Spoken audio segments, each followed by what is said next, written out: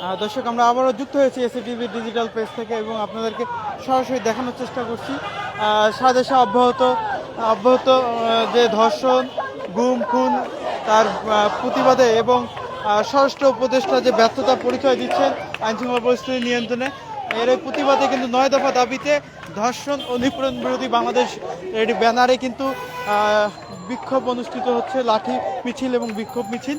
আমরা কিন্তু সরাসরি যুক্ত করেছি আপনাদেরকে এই মুহূর্তে এসএটিভি ডিজিটাল পেজ থেকে। এর আগে কিন্তু কিছুক্ষণ একই সঙ্গে সারা দেশের যে গুম খুনের ঘটনা এবং সেই সঙ্গে যে নিপীড়নের ঘটনাগুলো ঘটছে তারই প্রতিবাদে কিন্তু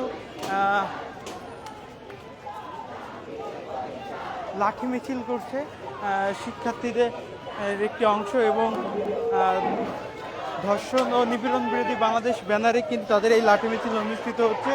আমরা কিন্তু সরাসরি যুক্ত করেছি আপনাদেরকে এসএটিভি ডিজিটাল পেজ থেকে। আর একটা তথ্য দিয়ে